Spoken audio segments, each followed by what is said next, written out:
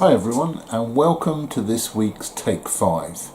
My name's Colin, and we're going to be looking at Revelations 15 for today. We are at the pivotal point maybe in Revelations. I don't know about you, but this is the end. The final countdown is about to commence. We have plagues mentioned, we have bowls of judgment and things. Now I don't know about you, but I often find Revelations like a puzzle within a conundrum. It's difficult to quite understand what's going on with all this picture language going on and phraseology and things. I remember at Bible college being told by my New Testament teacher that basically Revelations is fairly straightforward to understand if you were a first century Christian, because you're seeped in the cultural references, the stories, the pictures that are shared around the world at that time. And it's the only thing I can give you references. It's like I came, my family, I wasn't actually born there, but my family came from London, and it survived the Blitz and all that type of stuff.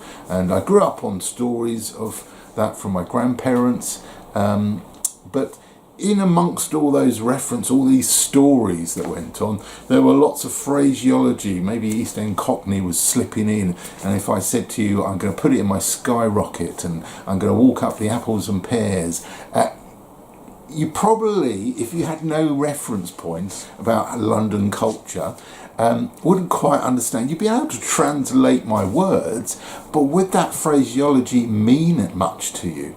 And that's what's really going on in Revelations. We're getting all these pictures, these ideas, these phraseologies thrown at us, which if we were from the first century, then we would understand quite a lot of those references. But we're 2,000 years away from that. We have to try and get beyond the words, beyond the pictures, to say, well, what is it trying to say?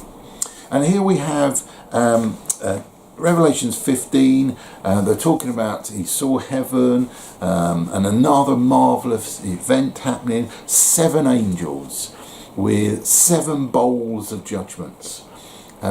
This time, interestingly, they're universal rather than specific for a particular type of people. This is going to cleanse the whole world. And watching this going to happen is those who survived the evil, who resisted and stood against the evil. They will be on a sea mixed with fire. So they're pretty safe. They're there. They're witnessing it all. While they're doing this, they're giving instruments and they're singing praises to God. Interestingly, this praise worship party is echoing the songs of Moses that you can read in Exodus and Deuteronomy. And they're triumphing, or they're being victorious about the wonderful victory that God is achieving here. The original songs were about the victory over Egypt, echoing the victory of Jesus on the cross, and now we see that victory coming to fruition. The final judgment is being made, and the whole of creation is going to be cleansed. And to do that, you've got these angels that come out of the temple. Interestingly, the temple is now open. So there is a potential access, but not quite yet. These angels are in these wonderful white linen gowns, so they're perfect and spotless and pure, and they've got sashes across their chests, which influence is Nicholas Bonnie. And they're basically saying, okay, these are the priests of the heavenly temple, and they are the ones that are going to be given these golden bowls, and they will pour them out onto the earth, cleansing the creation and preparing it for this final meeting place. This is God's meeting place. Remember, the temple of God. He is in control.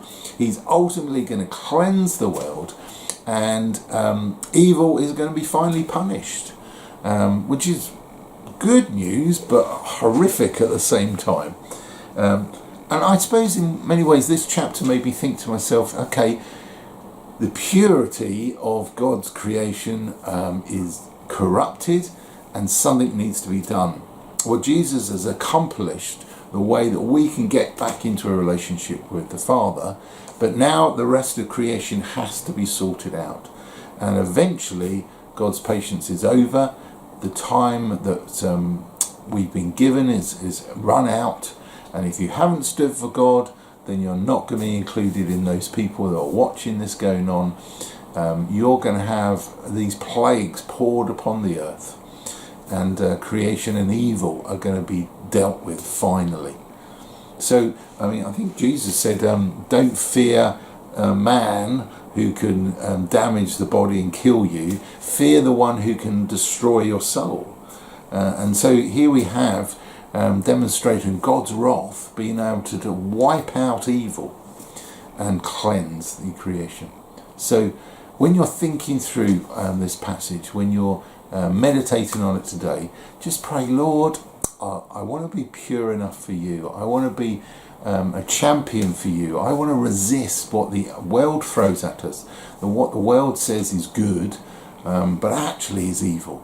I want to be your champion in this place, in this community, where I work, where I go to school, what I'm doing today. I want to be yours. And so that I am ready for whenever this occurs, now or in the future, I am on your side, and that I can live in confidence of being saved by you. Well, I'll leave that with you. We're going to carry on again tomorrow with Revelation 16 and 17. So if you want to read up on that, you can. But God bless. I'll see you tomorrow.